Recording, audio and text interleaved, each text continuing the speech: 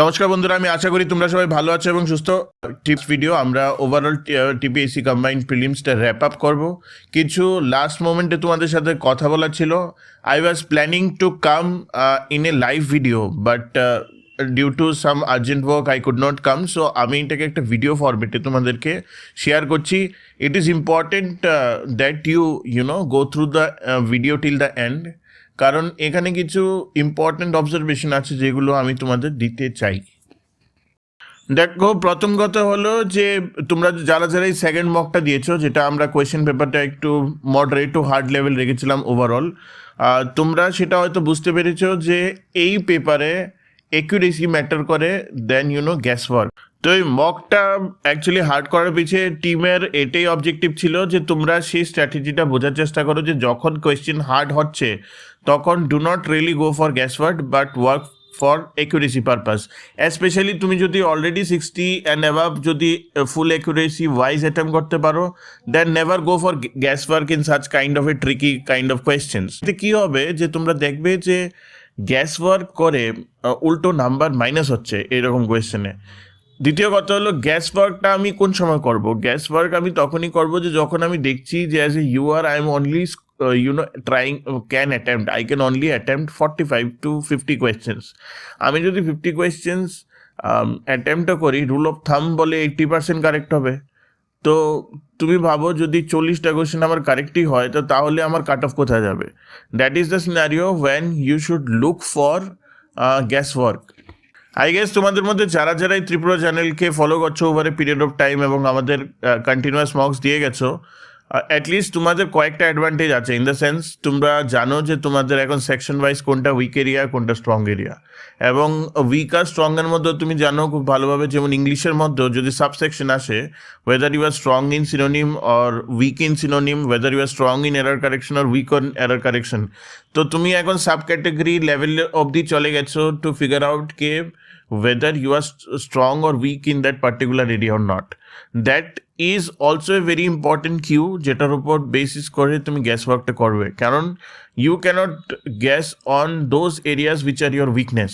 কথাটা আমার বোঝার চেষ্টা করো। If error correction is your traditional weakness, behavioural science wise যদি তুমি ওটার উপর গ্যাস ওয়ার্ক করো, the chances or the probability of you doing mistakes will be high. বোঝা গেছে? Then a strength area, let's say আজকে যদি তোমার কারেন্ট অ্যাফেয়ার্স স্ট্রেংথ থাকে, তুমি যদি ওটার মধ্যে যদি দুটো অপশন এলিমিনেট করেও যদি তুমি অ্যান্সারটা যাচ্ছ না, কিন্তু দুটো অপশন এলিমিনেট করেও যদি তুমি করো, তাহলে যেহেতু ওটা তোমার স্ট্রেংথ এরিয়া, তোমার ওটার উপর একটা দক্ষতা আছে, there is a more possibility that will work in your favour. So এখানেও বুদ্ধি খাটাতে হবে। Everything in the exam is all about your mind game and how you can tune your mind. আচ্ছা, লাস্টলি তোমাদের আমি একটা কথা বলবো যে দেখো, পড়াশোনা তো আমরা সবাই করছি, ঠিক আছে? কম বেশি পড়াশোনা তুমিও করছো, আমিও করেছি, আরেকজনও করছে, ঠিক আছে? কিন্তু ব্যাপারটা হলো, what is the difference between someone who will cross the line and between someone who will not cross the line? Blank মাইন্ডে কোনোদিনও কম্পিটিটিভ এক্সামের পরীক্ষা দেওয়া যায় না। যখন তোমাকে নেগেটিভ মার্কিংটা দিয়েছে, কেন দিয়েছে নেগেটিভ মার্কিংটা? Either you can make that negative marking your advantage or you can make the negative marking your disadvantage. কীভাবে তুমি সেটাকে অ্যাডভান্টেজে পরিণত করবে আমরা অনেক ভিডিওসে, অনেক লাইভ সেশনে অলরেডি করে দিয়েছি, এবং কিভাবে যদি তুমি বোকামি করো সেটাকে তোমার ডিসঅ্যাডভান্টেজ হবে, সেটা তুমি আশা করি এখন বুঝে গেছো।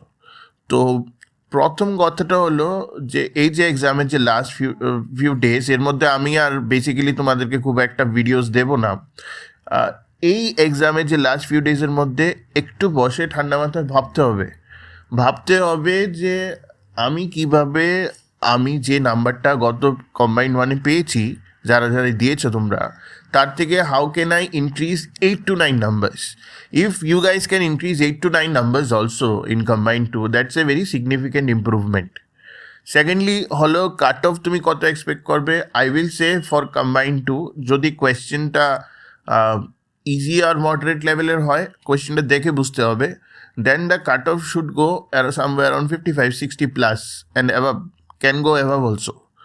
কিন্তু যদি হার্ড কোয়েশ্চেন হয় এবং সেটারই জাজমেন্ট তোমাদের হলে করতে হবে, দেন কত কাট অফ যাবে, that we will do in the final analysis of the question paper, ঠিক আছে?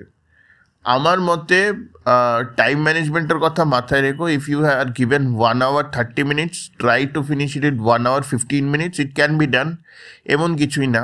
সেকেন্ডলি হলো কোয়ান্টিটেটিভ অ্যাপটিটিউড, যদিও তোমার স্ট্রেংথ এরিয়া হতে পারে, অনেকের আছে তোমাদের, কিন্তু ওটার জন্য কিন্তু 5টা জিকে ছেড়ে দিয়ে এসো না, ঠিক আছে? যদি মনে হচ্ছে যে একটা প্রবাবিলিটির কোয়েশ্চেন তুমি পারছো না, তাহলে it is better to sacrifice 1 question then to sacrifice 5 questions, কারণ প্রত্যেকটা কোয়েশ্চেনই একই মার্ক, আর কেউ তোমার কোয়ান্টিটেটিভ অ্যাপটিটিউডের দক্ষতা দেখছে না, টু বি ভেরি ফেয়ার।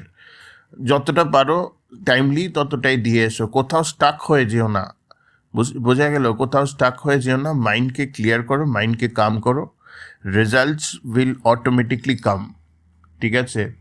আমি জানি whoever has been following us, আমি তোমাদের স্ট্রাইক রেট জানি। সো কম্বাইন্ড ওয়ানে তো I think probably it is 96 to 97% of TJ group is getting, and we are looking for 100% in combined two, এবং তোমরা সবাই পাবে, এটা আমার দৃঢ় বিশ্বাস। কিন্তু খালি মাথায় যাবে না, এবং ওভার থিঙ্কিং করে যাবে না। যেটা যতটুকু তোমার হাতে আছে, বুঝেছ, যতটুকু তোমার ডেটা বলছে, দেয়ার ইজ এভরি ইন্ডিভিজুয়ালের একটা ডেটা আছে, তোমারও ডেটা আছে, যে তুমি গত 5টা 6টা যে এক্সাম দিয়েছো, ওর মধ্যে কোন কোন এরিয়াতে তুমি ভালো করেছো, কোন কোন এরিয়াতে তুমি খারাপ করেছো। You can easily do a graph of your improvement or disimprovement. তো ওসব করে জাস্ট যাও, বেরিয়ে আসো, হয়ে যাবে, ঠিক আছে? Like, share, subscribe.